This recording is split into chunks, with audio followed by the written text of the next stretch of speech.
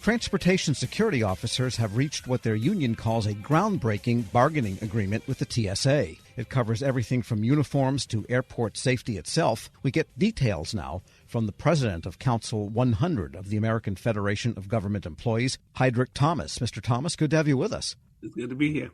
Tell us about this agreement. First of all, how long have you been bargaining over this particular round here? How long did this take to establish? The whole process started in April of last year. It took approximately a year because it started with the ground rules. That's on what you can't do and who's going to agree on what. So a year is actually not that bad these days. For us, it's not bad because this is our first collective bargaining agreement. But there was a pay hike for TSOs earlier, but that wasn't a result of a bargaining agreement?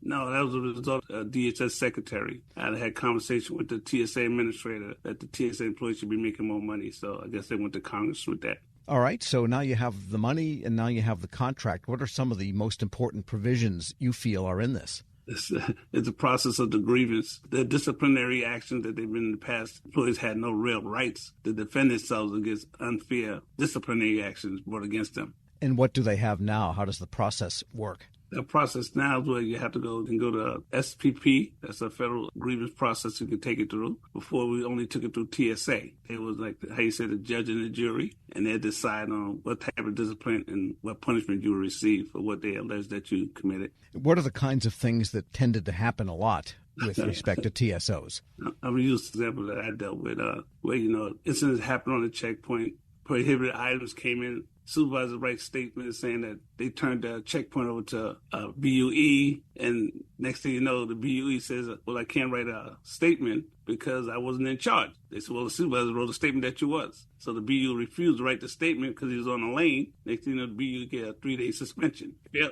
failed to comply to direct order. Right, the BUE stands for? Bargaining Unit Employees, TSOs. I see. Okay, so in other words, they were wrongly pinged in many cases for letting things through. So now they don't like the outcome of a complaint with TSA. They have another court of appeal, you might say. And what else is in there?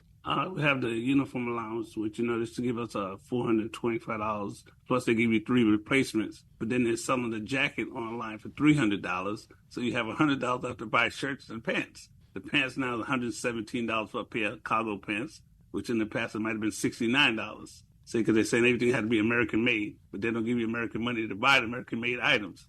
So what do you have now?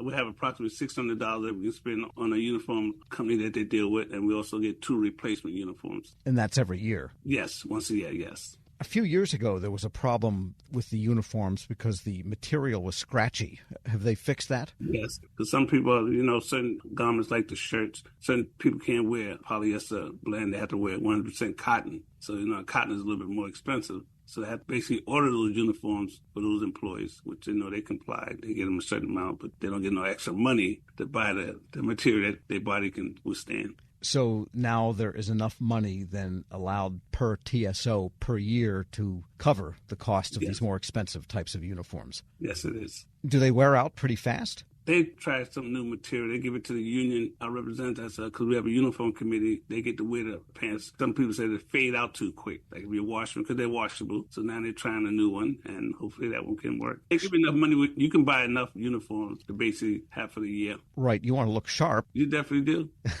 And now you have been a TSO for a long time. Now you're on official time. But in your experience, what is the toughest thing about the job? The toughest thing about the job is when they hire inexperienced employees. And I feel, this is my personal opinion because I'm a former Marine, I'm out of the military. We're looking for explosives, and the training that they receive is not sufficient to do the job at 100%. They have recertification, they have extra additional training. If you need it, you can say, listen, I need to be trained, and they send you to for additional training. Right, so it's not even dealing with a difficult public, but it's dealing with inexperienced new colleagues. It's the toughest part? The dealing with the public is the hardest part, see, because a lot of the flying public don't understand when you're doing certain procedures. Like I tell a male passenger, me patting down your arms, your legs, and your body. I have to do a personal pat down with the back of my hand on your private area. So now they think that you're just feeling up on them because we can't tell them what we're actually looking for. This is making sure that you get to your destination safely. Sure. And with respect to safety, there are provisions in the new agreement, according to the basic release that came out, that said that now there is a greater say in the operations and safety concerns at individual airports. Tell us more about that one.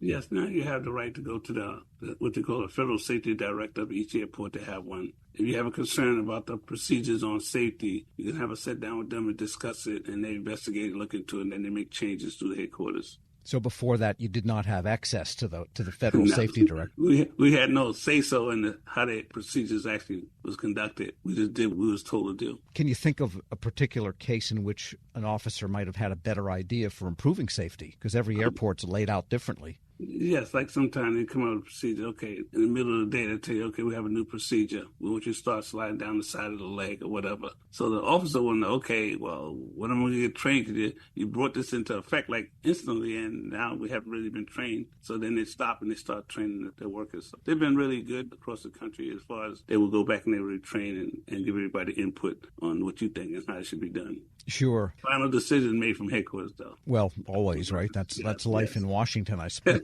Now, what is the status of the contract? Do you still have to have ratification, or have the members voted on it? Okay, the members already voted. It was approved. Going to TSA for a head review to see if they see anything wrong with it. Then they send it back. 30-day period they have to send it back. Then it goes into effect, I think, 90 days after that, which is a total of 120 days. As the president of the AFGE Local Council 100, that's all the TSOs, yes. Do you feel that you have access and you can discuss things with TSA management? Yeah, I can actually go above where they give me access to speak to the administrator himself. If I feel something not being done as he directed, or he sent out a guidance and I get a report from the airport that it's not being done exactly the way that they wanted to do it for the safety of the flying public, I can set up a meeting with him. He'd make it instantly. The meeting would happen right away. He wouldn't like tell me, oh, Hydrick, we have to wait 3 weeks. He would just accept my call and we have to sit down and discuss what's going on. All right. And final question, what's the duration of this contract?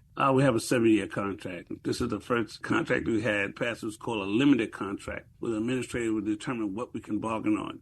Since Mr. Benny Thompson, who's a congressman out of Mississippi, is our most powerful supporter on all rights and benefits and training for TSA, and got us into this contract with the help of Mr. Miyokas, the DHS secretary, our president, Everett Kelly, out of Washington, to represent the total agency of approximately 700,000 members. So everybody got together, all the heads got together and decided this is the way things should be done, and this is the type of contract they should have that's going to better help the employees with the pay. The pay was a major thing, which I appreciate Mr. Miyokas for that, because he stepped in quickly, and finally we got the pay based on Congress approving it, and now people can actually afford to live a decent life and take care of their families. All right. Well, I know Everett and Benny, and if you have those guys on your side, you've got some pretty good wind in your sails. Yes.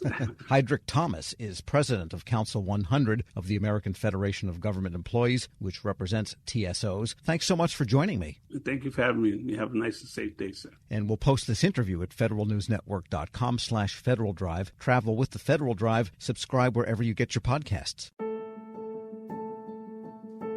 Leadership today, especially within the federal workforce, is being tested more than ever before. As the Cybersecurity and Infrastructure Security Agency's Chief People Officer, Elizabeth Comstetter sees a focus on people as absolutely crucial to her leadership style. Comstetter joined Shane Canfield, WEPA CEO, to reflect on her years of experience leading in the federal human capital space.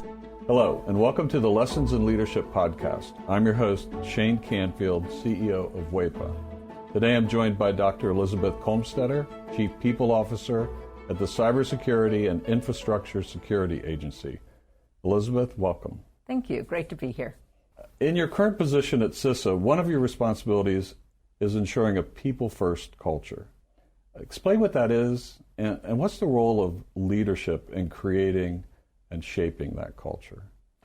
Yes, at CISA, really paramount to our culture is a people-first driven aspect, so that we are really looking at how do we accomplish our mission through our people.